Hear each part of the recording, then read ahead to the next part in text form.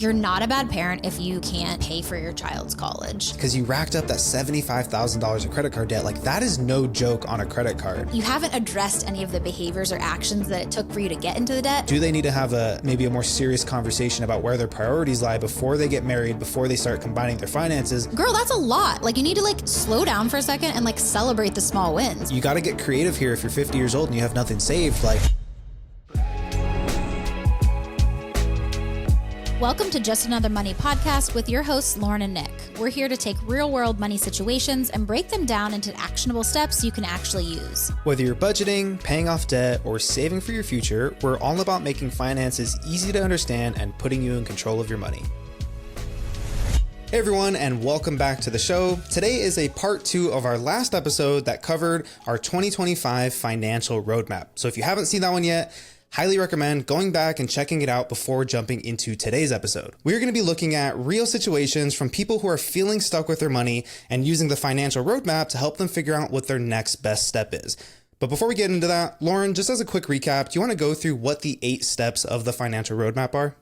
Yeah, of course. So step 1 is get clear on your finances. Step 2 is build up a starter emergency fund of 1 month of expenses. Step 3, invest up to your employer match, if applicable. Step 4, make a plan to pay off high interest debt early. Step 5, build a fully funded emergency fund of 3 to 6 months of expenses. Step 6, start investing for retirement. Step 7, make a plan to pay off low interest debt early. And then step 8 is start incorporating other financial goals. Yeah, awesome. And just real quick, steps 1 through 4, those are done in order, but steps 5 through 8 are worked on at the same time. But why don't we jump into our first scenario for the day? So this person wrote, how am I supposed to pay for my children's college? I have a 20-year-old that has paid for her own school at the local community college and will get her associates after this semester. She is transferring to a 4-year university this spring. We have always thought that we would be able to help our kids with their education costs, but now it doesn't seem realistic. We have been very dumb with our finances. A couple of years ago, we were behind on everything except our mortgage. Together, we make around $90,000 a year, but we're in debt up to our ears and are living paycheck to paycheck. We have already drastically reduced our standard of living in order to start paying down our debt. My wife is a teacher and we are still paying her student loans, and I am a combat veteran currently working as a cable installer. Our son has been accepted to a state university and will begin classes next fall. I don't know what to do or how to help them. What do you think?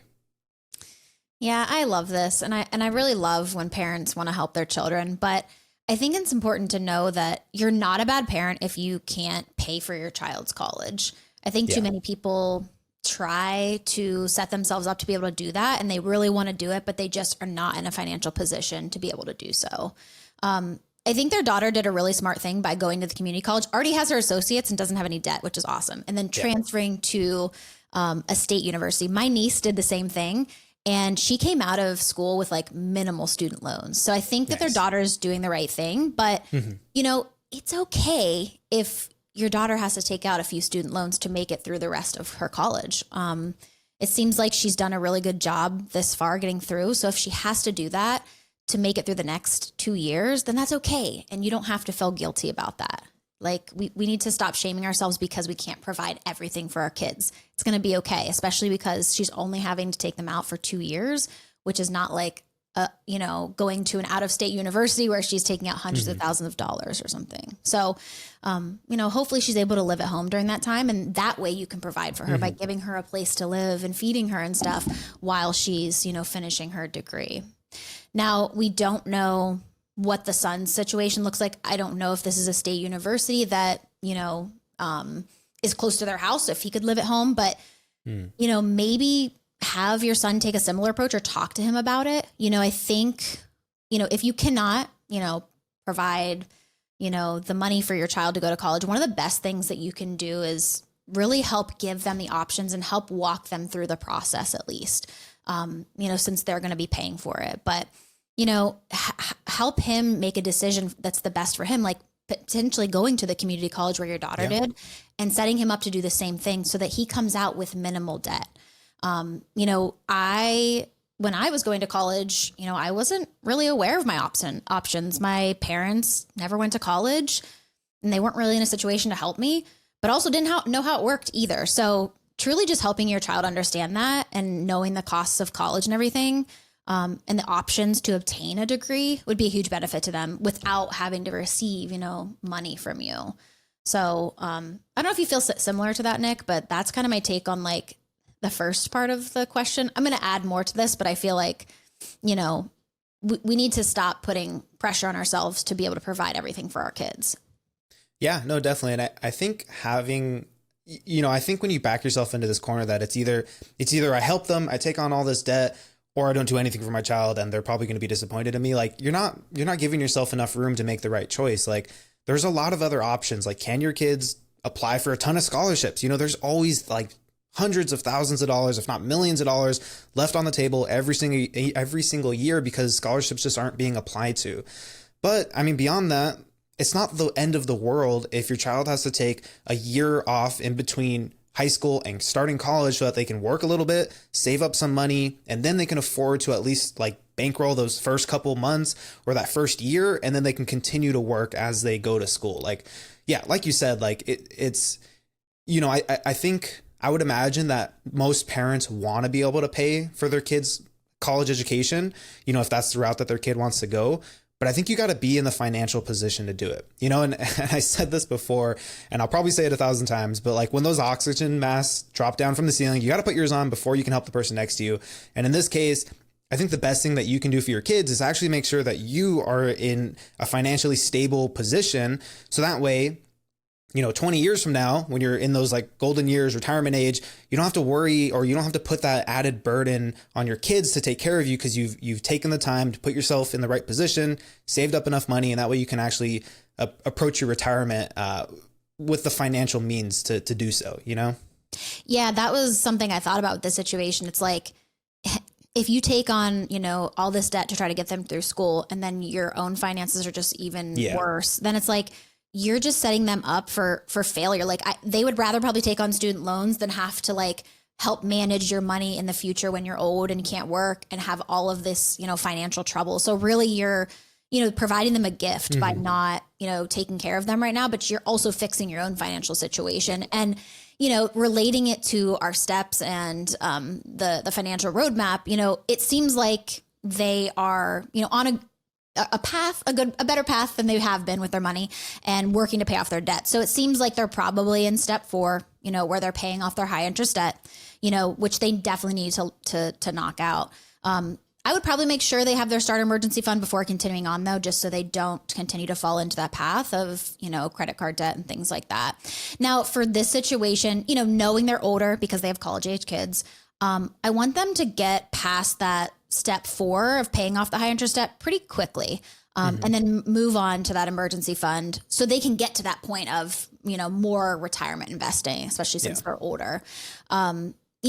We always talk about how flexible the steps are based on where you're at in your situation. And I think this is a situation where I would want them to pay off the credit card debt, build that emergency fund up fully, and then be investing for their retirement before circling back to pay off that lower interest debt. We don't know their situation. They didn't give specific numbers, but just to get some things moving, because as you know, time is everything when it comes to your investment. So that's kind of what I would say for this, even though they didn't ask, but you're doing your best and continue on your own path. And that's ultimately a gift for your children. Yeah, no, I completely agree. Like if they have really high interest debt, like credit card debt, that's got to be the priority. Make sure you have some money set aside, but yeah, I think they really I don't know exactly their age, but I imagine because their kids are all like college age, they're probably pretty close to retirement to where if they don't start investing now, like it's going to be, get into that area where it's almost impossible to build up a good nest egg because you just need time in the market, I would say for sure tackle that high interest debt. And typically we like to say anything over 8%. But I think given this situation, they do seem like they're maybe a bit older. I would focus on anything that's like credit card debt, super high interest, then focus on that retirement investing. Like I think that's going to give you the best bang for your buck because you can always circle back to those lower interest debts. You can always at least make a plan like, hey, can I make a few extra payments a year? Can I make even just a few $100s extra per month? Like that can make a big difference. But if you're not investing, like all of this is going to kind of be for nothing because in, 10, maybe 15 years, you're not going to have anything to retire on, Yeah. But yeah, Absolutely. one thing I did want to mention too, in terms of like other options for college, I was an RA in college for my third and fourth year, and like that paid for half of my costs for those 2 years, right? Like it paid for all of my housing and all of my dining, which was a huge plus, and it meant that I didn't have to, we didn't have to worry so much about those costs because it was all covered. So I think there's a lot of ways you can get creative with this instead of saying, well, me as the parent, I just got to take on all the burden so my child doesn't have to worry about it. Yep, I did the same thing in college. My last 2 years of college, I was a community assistant at an apartment complex, Nice. and it paid for my rent. Like I was like It's huge. probably, Yeah. yeah, I was probably like a month out from going to college or from transferring for my last 2 years, and I had no idea how I was going to pay for rent. And then I walked in and I was like, I need a job. I need help doing this. And they set me up with this kind of program, and it was Nice. awesome. And I didn't have it didn't pay, I didn't have to pay for rent for the last 2 years, which was awesome. Yeah, that's amazing. Yeah.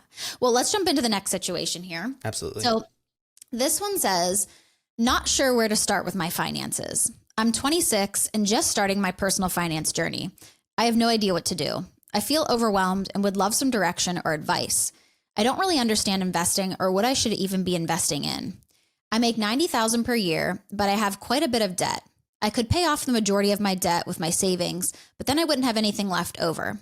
I also heard I should be maxing out my Roth IRA moving forward. Is that a good idea right now? I'm not sure of the best way to go about this. Here are my debts. I have $44,000 in student loans that are all between 6 and 9%, and $24,000 on a car loan at 7%, a total of $68,000 of debt.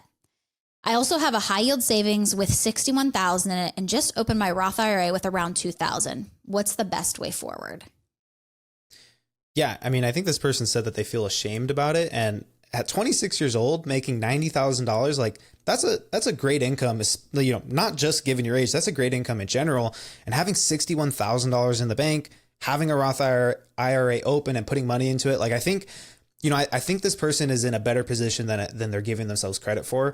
And especially when we look at the debt, I mean, $68,000 of debt is no joke, right? Like that's a lot of money in debt, but it's all kind of hovering around that 8% threshold, which for us is, if you're above that, that's when I consider it high interest. If you're below that, that's when I think it's okay to maybe be a little bit more strategic and take your time with it.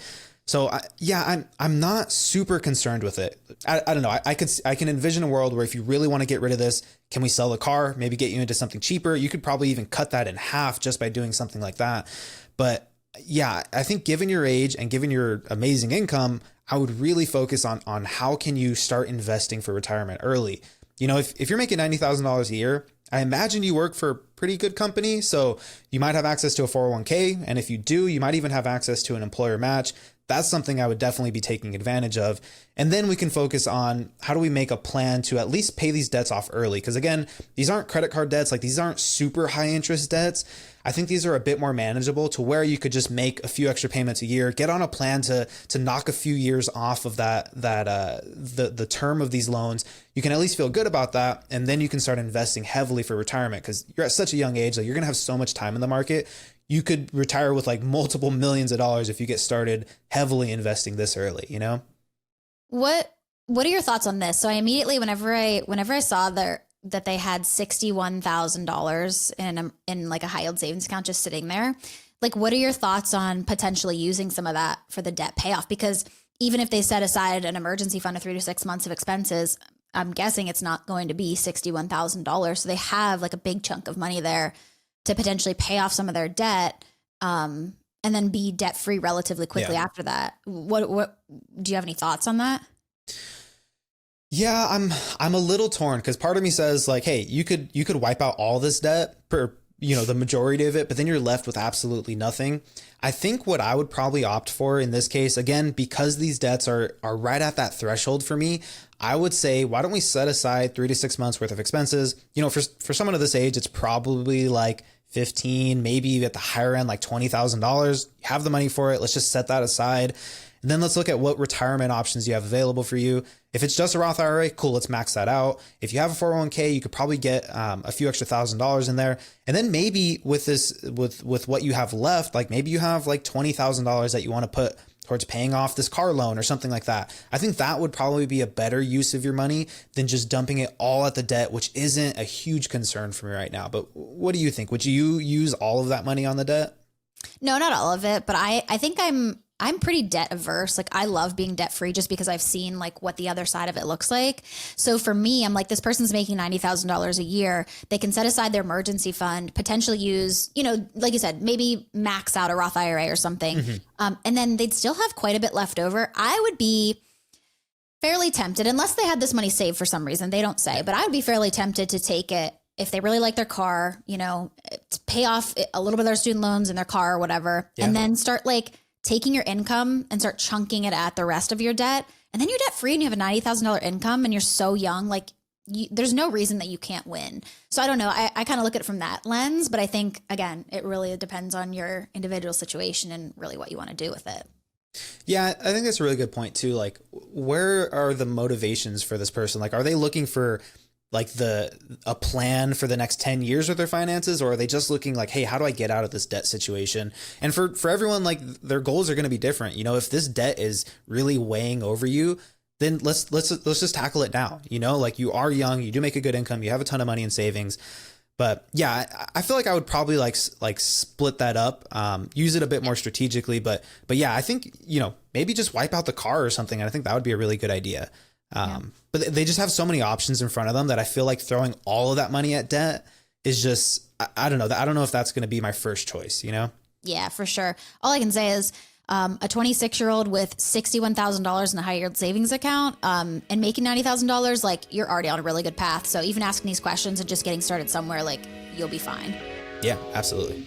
All right, taking a quick break from today's episode, Lauren and I have some exciting news we'd like to share with you. If you're feeling stuck with your finances and don't know where to start, we have you covered with our one-on-one financial coaching. These are no strings attached coaching sessions that you can sign up for today. No ongoing commitment. You simply book a session whenever you need one. Each call is 90 minutes, and by the end of it, you'll have a clear budget to work with and a solid plan to start paying off your debt. Plus, we'll make sure you walk away with some awesome tools to keep you on track, including our budget dashboard and expense tracker, as well as our debt payoff optimizer. And the best part, you'll get to work with both of us on the call. Together, we'll help you develop the best possible strategy forward, answer your questions, and make sure you feel confident about managing your money. So if you're ready to get a handle on your budget and kickstart your financial journey forward, check out the link in the show notes to book your first session. We can't wait to get started with you. Now, back to the episode. All right, why don't we move on to the next one? So this person wrote, I'm starting from zero at age 50. Where do I begin? I'm a 50-year-old starting from zero and can use some guidance on where to begin. I've been playing catch up for most of my life when it comes to my finances, and I'm hoping it is not too late. I'm not going to make any excuses, just looking forward and leaving my bad habits behind. Love that mindset. I'm not a gambler, do not drink or smoke, and I don't have expensive hobbies or anything like that. I have a family with 3 kids.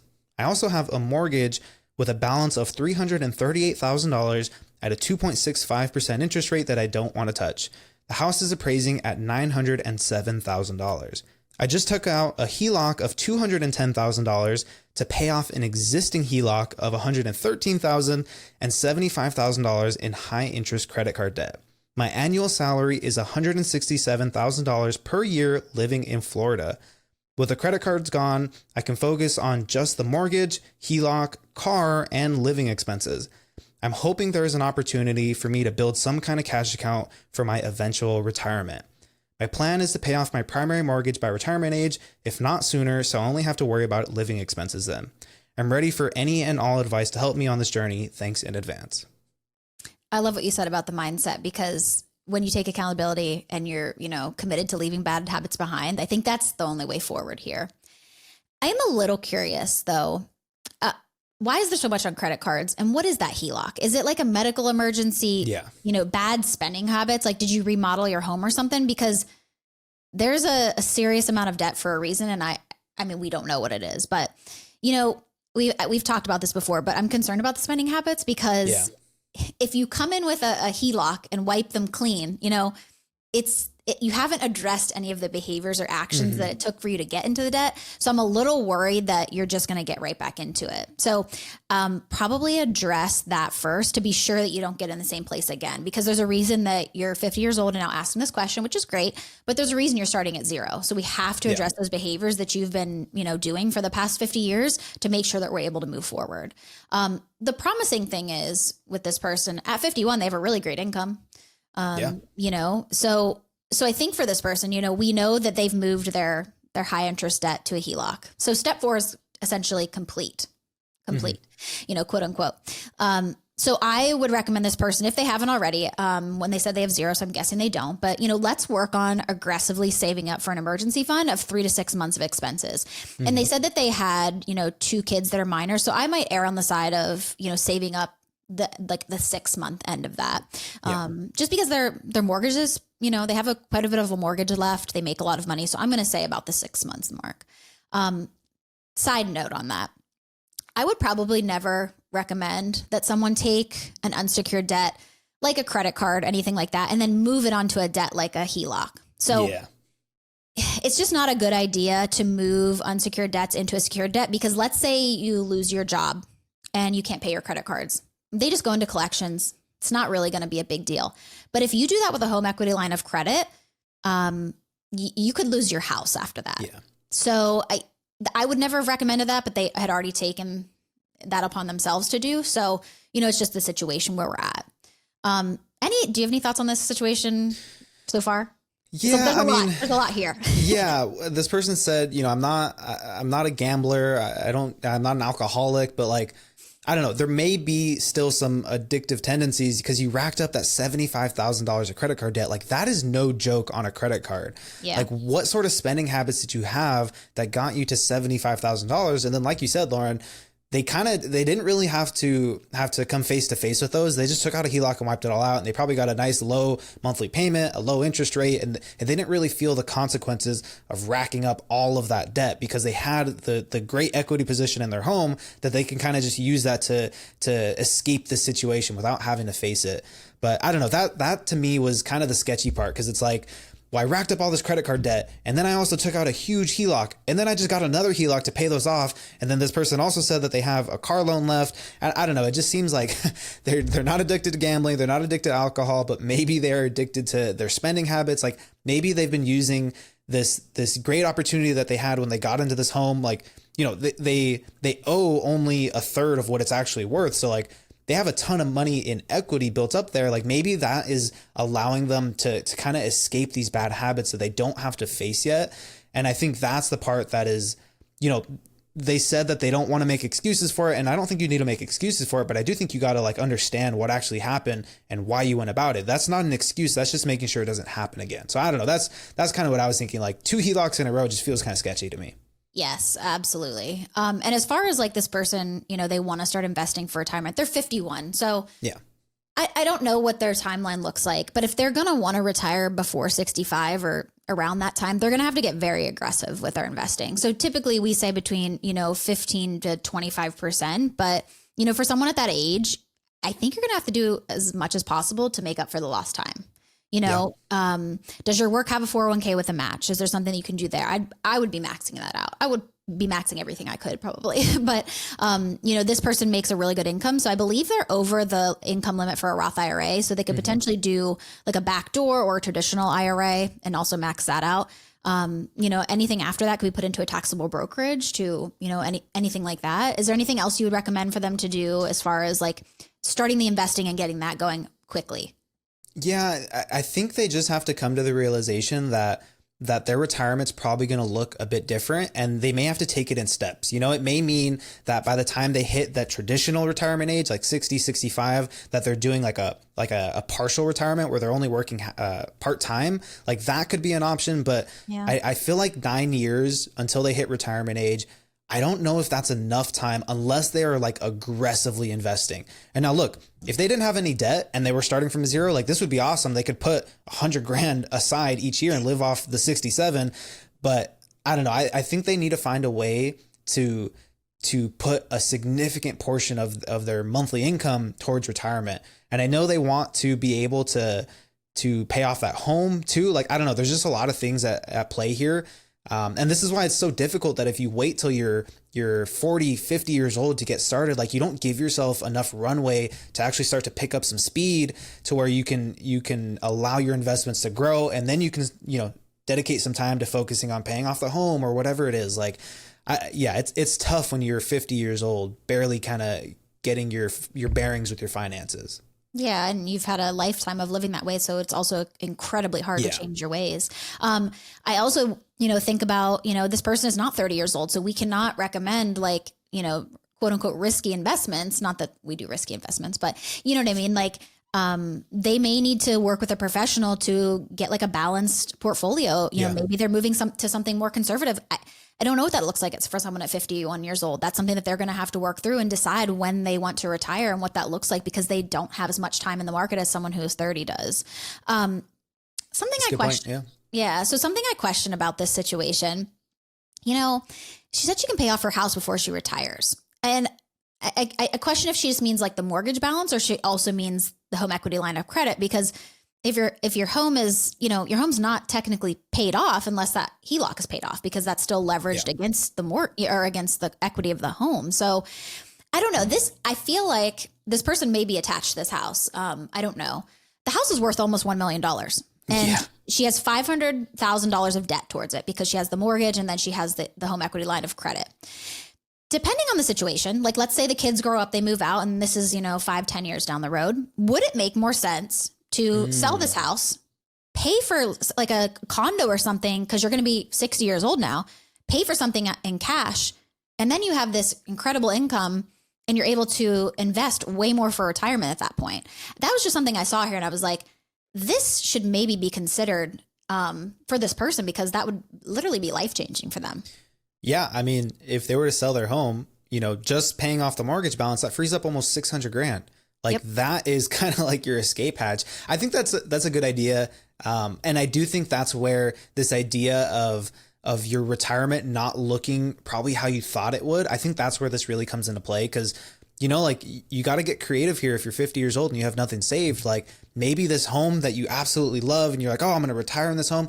Like, I don't think you need to be that attached to a home. I think you need to be attached to a better lifestyle, and making sure that you can actually have a home that's paid for by the time you reach retirement age. I think that's a really good idea.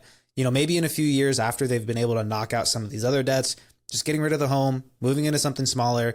Now they freed up like 500 grand to start investing. Like, I don't know. That's kind of seems like, and it's kind of funny because again, they have like this escape hatch where they don't really have to face the consequences of their actions, but it is probably going to be like one of the best moves to get them ahead quickly.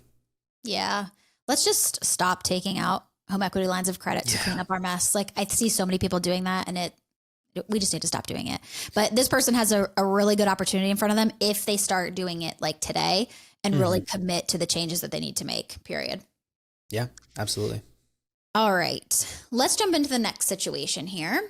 So this one says, I want to buy my first house, but is it even possible with credit card debt? I'm 33 and my husband is 36. We decided we want to buy our first house together. We both earn about $120,000 per year and have very stable careers. We're paying $2,200 per month in rent alone. A mortgage would cost us the same, if not less. My husband does not have nearly as much debt as me, just the $5,000 left on his student loans at a low interest rate. The real problem was my reckless behavior with my finances when I was younger. I had to support myself while in college, and as a result, racked up $43,000 in credit card debt.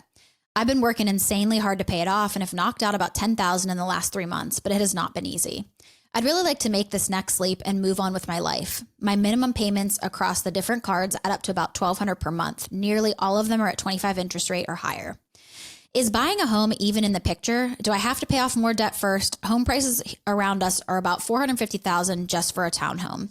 I know that just one of our salaries won't be enough to qualify for a mortgage. Any suggestions would be much appreciated.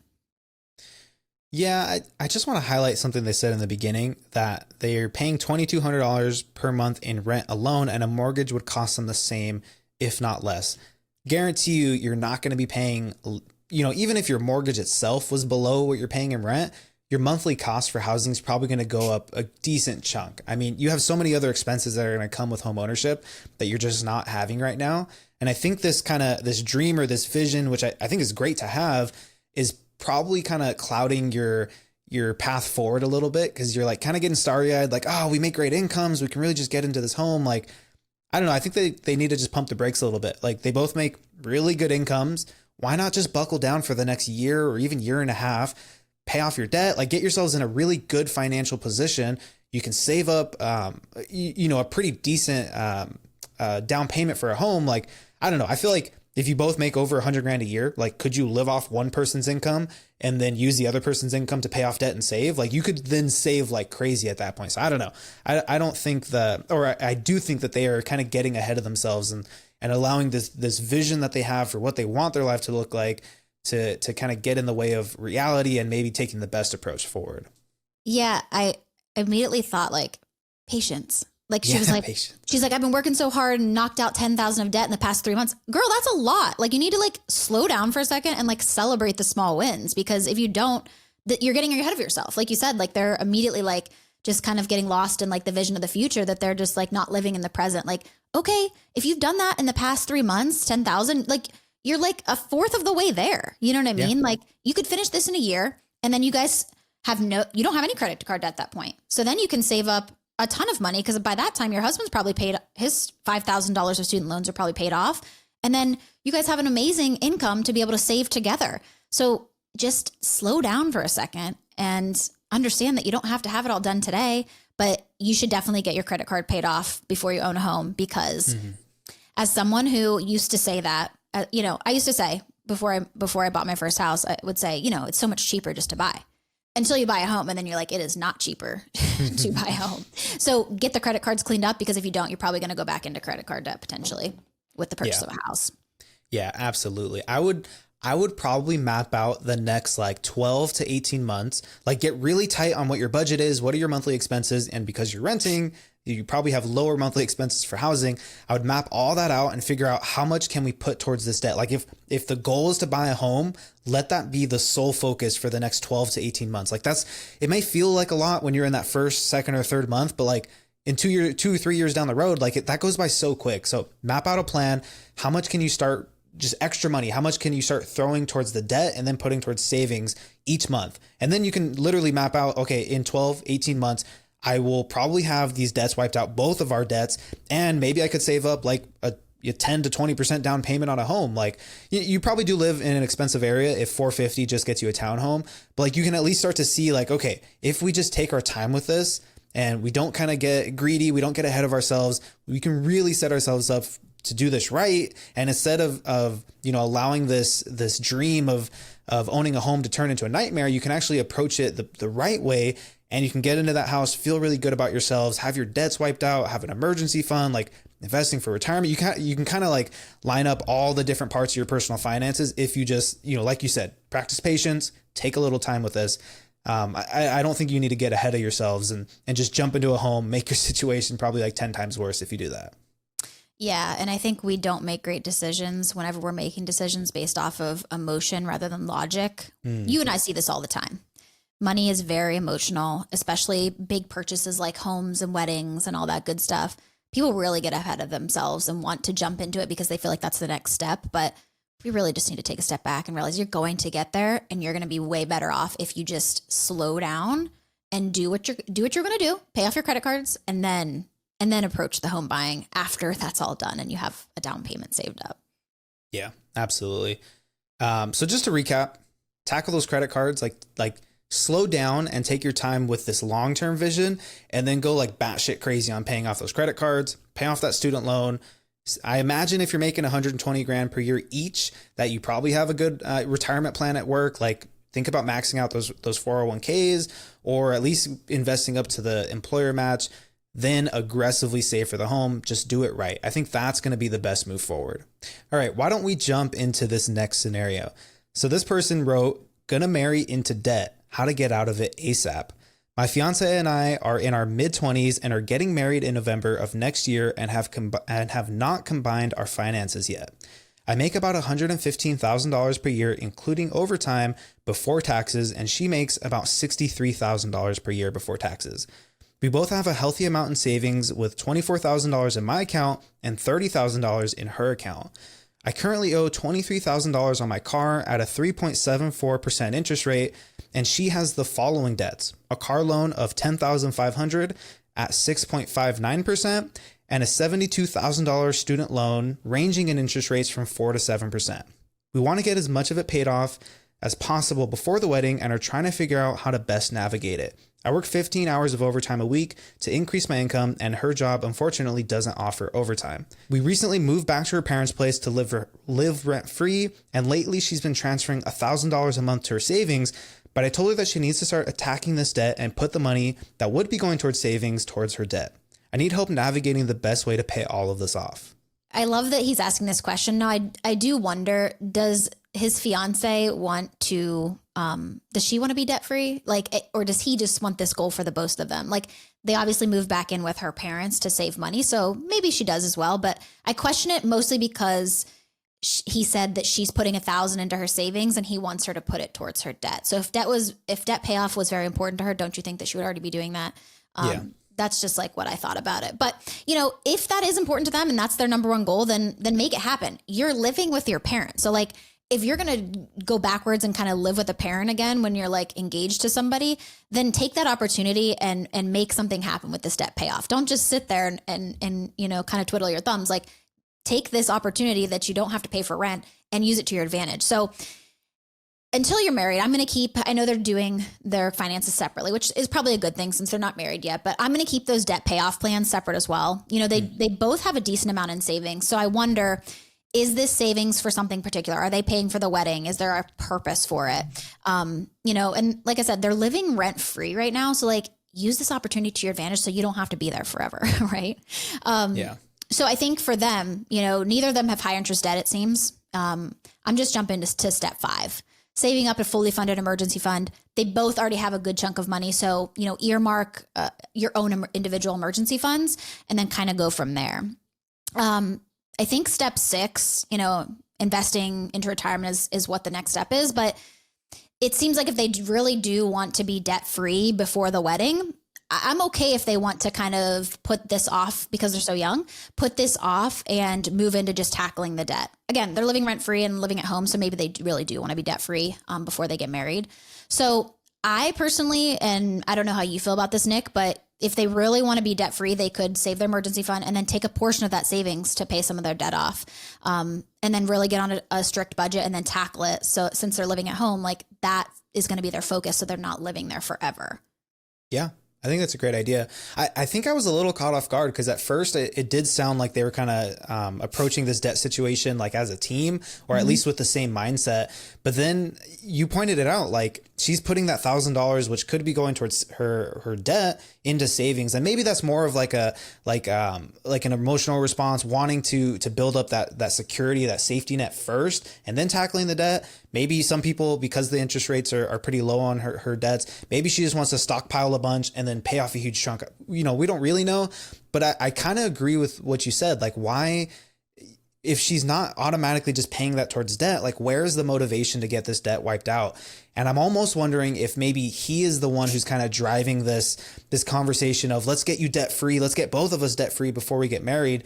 And, I don't ever think that being in debt or really any financial situation should be something that gets in the way of two people getting married, unless your values and your mindset around that money are different. Like if you are both aligned in, hey, this is what we want to do, this is where we want to go, and this is what we're doing to get there. And your situation is going to be great or terrible. Like I don't think they need to get in the way. It's only really a problem if one person sees debt as being okay, the other person is on the opposite end of the spectrum. That's when I think different financial situations should maybe get in the way of at least having a conversation before you get married. But I kind of feel like he's maybe the one who's pushing this a little bit. And I don't know. It just makes me wonder, like, do they need to have maybe a more serious conversation about where their priorities lie before they get married, before they start combining their finances? Because that's when combining things starts to get messy, is when you're not on the same page with each other. So I don't know, that part kind of caught me off guard, but I'm hoping that maybe they're both on the same page, that they just want a clean slate when they get married. And that's where the motivation is. And maybe she's just trying to be a bit strategic with how she's paying off her debt. I don't know. Yeah. And, I'm thinking, do they have to be completely debt free before they get married? Because if not, then I'm guessing during this time he can pay his car off. Like he already has a great amount in savings. It seems like he's pretty on top of it. Like he can probably pay his car off pretty quick. She's going to be the one left over student loans, and she also makes a lot less. So, after the wedding, if you're serious about tackling the debt, then do it as a couple, Yeah. Combine your income at that point. Do you know how fast that their good income would be to tackle the seriously. to tackle the student loans that are left over? So it shouldn't really be that big of a deal. Like you said, if you're not willing to, if you want that person to be debt free before you marry them, then maybe look inside a little bit and see what's there. But for me, it's like, it doesn't matter. If you guys just want to get married and tackle it, then do it. But I think you can make it happen either way. I personally think being a debt free, I was married debt free, and being a debt free couple, there's a lot of advantage to that. So, let's say they are debt free together and they finally move out of their parents' house and they go rent, they can save up a down payment on a home quickly if that's the next step in their plan. But they have a lot of opportunity to tackle that debt, even if they get married and have to tackle it together, and then continue on their journey debt free. So it's also okay not, to get married and not be focused on debt payoff, just create a plan to make it happen. But I don't think they need to live in her parents' house until they're debt free and then can be married after that. I don't know. Just my initial thoughts. 100%. I think if this was me, like if I was in this situation, I would say like, hey, let's move the date up. Let's like combine forces a little sooner. Like if we're committed to getting married, like I don't think the debt needs to get in the way. So why don't we just, why don't we push this up? Why don't we get married now? Maybe move out once you are married. Cause I don't think, a newly married couple, it might just be a little awkward living at home with your parents. Get a place of your own, like rent somewhere super cheap. And then, like you said, combined incomes of almost $200,000 and with over 50 grand in the bank, like they could knock out these debts super quick, save up a really awesome emergency fund, start investing for retirement. Like I think they are maybe moving a little slower than they could be because they're saying, hey, like, I want her to tackle her debts. I want to tackle my debts. We're kind of working in our own corners here and we're working towards the same thing, but there's such a drastic difference in their incomes that I feel like if they were able to combine those finances sooner, obviously make sure that everything relationship wise is all set to go, I think they could make a lot more progress quicker than if they say, I need to get out of debt first before we get married. Like, I don't think you need to get hung up on that if you're both on the same page with it. Absolutely. And I just thought of something. So I want to give him a little credit here. Maybe he's being so aggressive with the debt because they talked about this and they moved into her parents' house. Maybe he doesn't want to live with her parents. You know what I mean? So he's like, okay, we're going to clean this up then. If we moved back here for this purpose, we're going to get it done and we're going to move back out. So maybe we were thinking about it wrong. Maybe that was sort of the issue. I could see that playing into it. Yeah, no, that's a good point. I feel like with the $50,000 in the bank, like once they are married, let's say like they maybe take the current approach that they're on now. Once they are married, they can figure out how much of that 50 grand they need to set aside as a couple for an emergency fund. I'd imagine maybe 20 grand. There's another 30 grand freed up right there that they could put towards this debt. So I don't think this debt payoff journey is going to be long if they decided to tackle it right away. And then they have the whole rest of their lives to continue investing, saving up for a down payment on a home maybe, or whatever their next goal is. I think they're in great positions. I just don't think they need to get too caught up in like the details or the specifics or how maybe they wanted it to look before they got married, Yeah, definitely. Well, let's move on to, I think, our last situation here. So this one says, I seriously need to get my finances in order. I'm lacking any real direction when it comes to my money. I'm a 31-year-old web designer that makes $50,000 per year. I have some freelance opportunities on top of that I frequently take. For context, I live in a very expensive city, but I lucked out and purchased a condo a few years ago for $97,000 that's currently worth about $160,000. My mortgage is only $600 per month, but I also pay an HOA fee of $300 per month. I have $6,000 in debt across a few credit cards, all around 20% interest rate. I really want to be dedicated to paying this down and have completely stopped using my cards, but it's a slow process and I've been struggling. I also have about $24,000 in student loan debt, but most of that is on a federal loan on an income-driven repayment plan. Those are at 4 to 5% interest rate. My savings is sitting at $2,000 and I also have $30,000 in a 401k. I would love to sell my condo and buy an actual house, but the market here is crazy. A decent fixer-upper would cost about $300,000. I just feel lost on how to reach my goals. Would it be a good idea to pull from my 401k to pay off my credit cards? I know there's some hefty fees, but I'm sure it's less than the interest I'm paying. What about selling my condo and buying something at the top of my price point? Any advice would be helpful. I mean, quick answer is no to all of the above.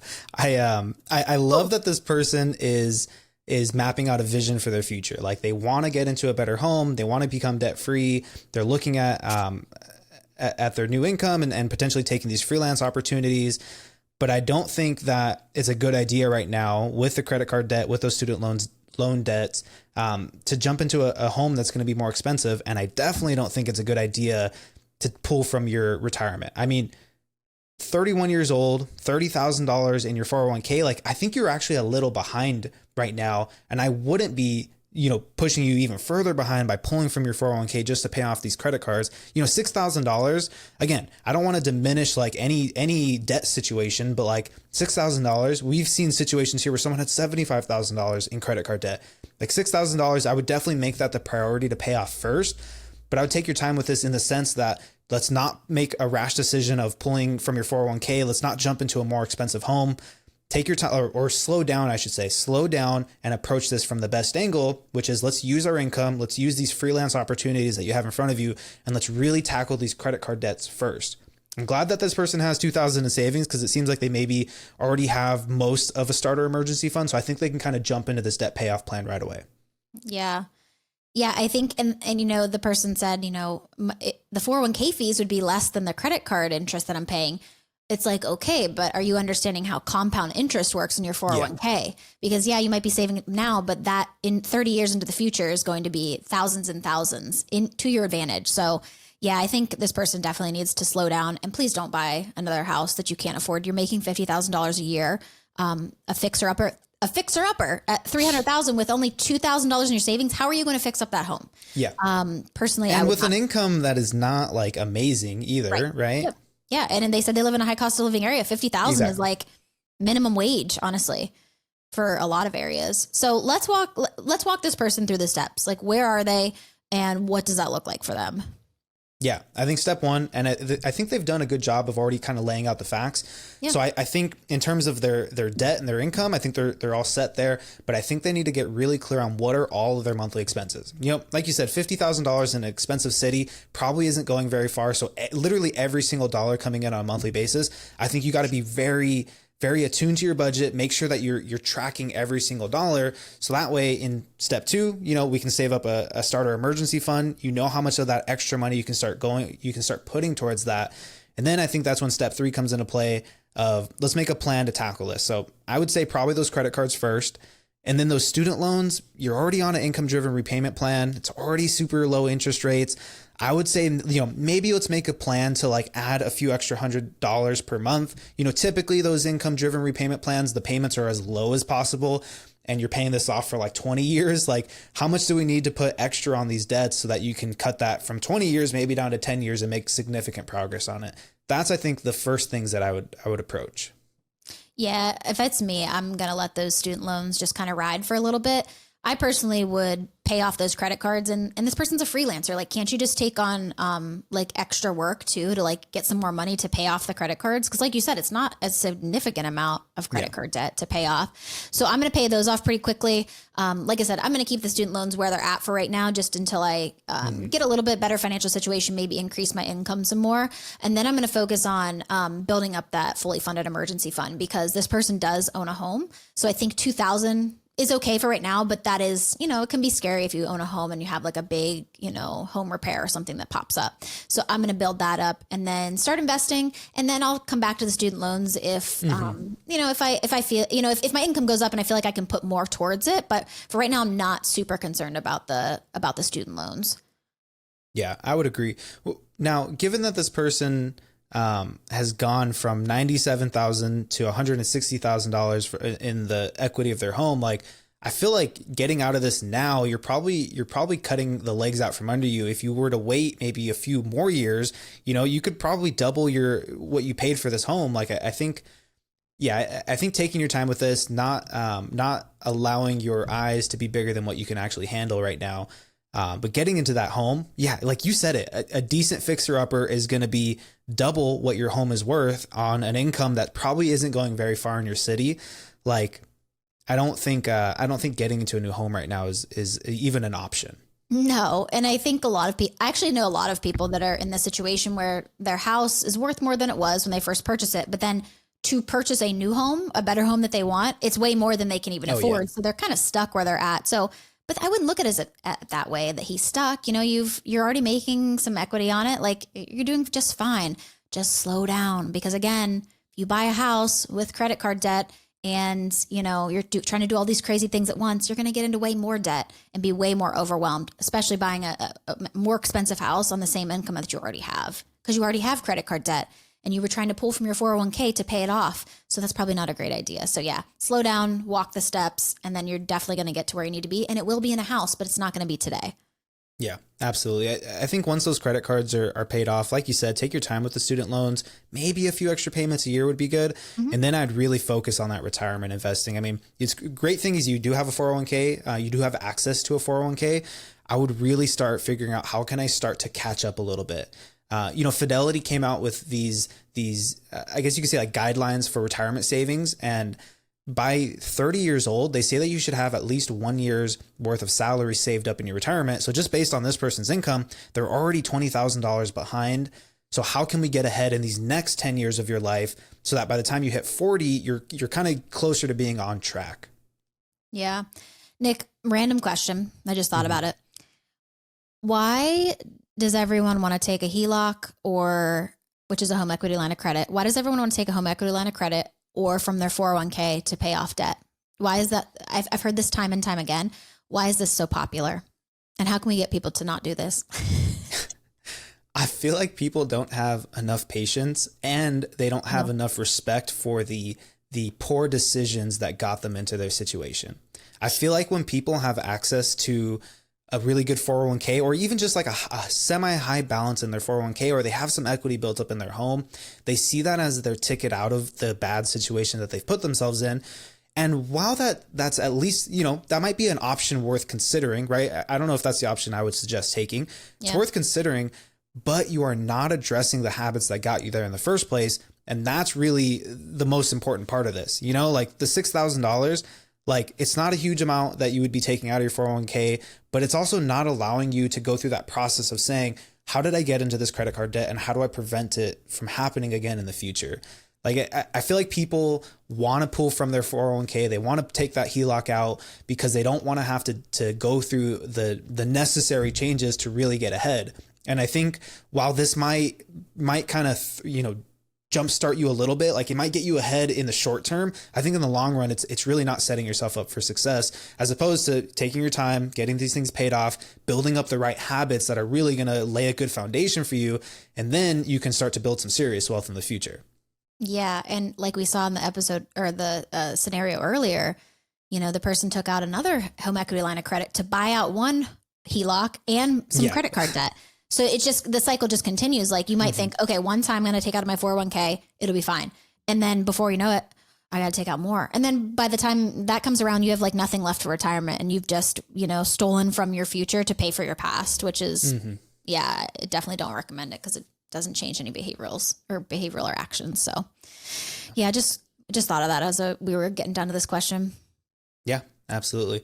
Now, given that it is the new year, everyone always talks about New Year's resolutions. So we thought we'd do something a little different. Lauren, do you have any resolutions or even just things that you're trying to do differently in the new year? Yeah, I always try to do something a little bit for the New Year's resolution, but mine are more like, you know, minimal stuff. So I'm trying to do less screen time, trying to read more, which I've been doing. I've been reading more lately. I try to read in the morning. I try to read before bed, but I really need to reduce my screen time. I think we all get caught up on scrolling, and I found myself just spending way too much time on my phone. So that's going to be something I'm starting to do that now, but definitely something into the new year. Add a little bit more organization into my life. I want to start, you know, putting myself on a schedule, you know, even for this podcast, preparing for it. I need to start doing it and being a little bit more disciplined in when I'm doing it. You know, on a Sunday, preparing it for the week, you know, things like that. And then I also am incorporating getting ready every day. So, you know, I work from home. So sometimes I'll just roll out of bed and like head to my computer. I'm going to be more mindful about getting ready for the day. And I just feel like it just puts you in such a better mood whenever you're actually like prepared and ready and dressed for the day. So those are a few things I'm going to work on. What about you, Nick? Anything you want to change or do? Yeah, I mean, that getting ready is probably one that I should focus on. I also work from home, and, you know, if my fridge was fully stocked, I wouldn't need to leave my house for probably like a few weeks.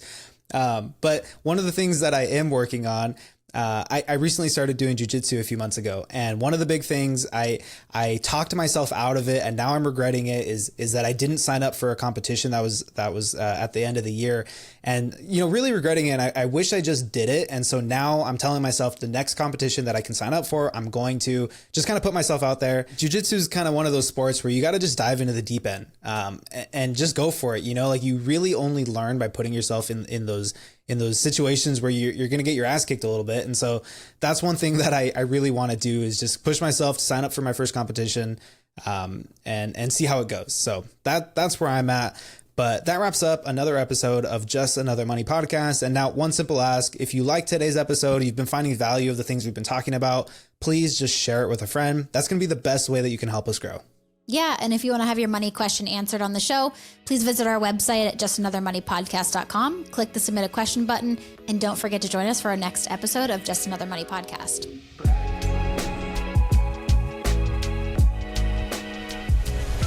The information, opinions, and recommendations provided on this podcast are for entertainment purposes only and do not constitute professional financial advice. Any financial decisions you make based on the content of this podcast are your responsibility. We strongly recommend consulting with a licensed financial advisor or other qualified professional before making any significant financial decisions. By listening to this podcast, you acknowledge that we are not liable for any financial outcomes.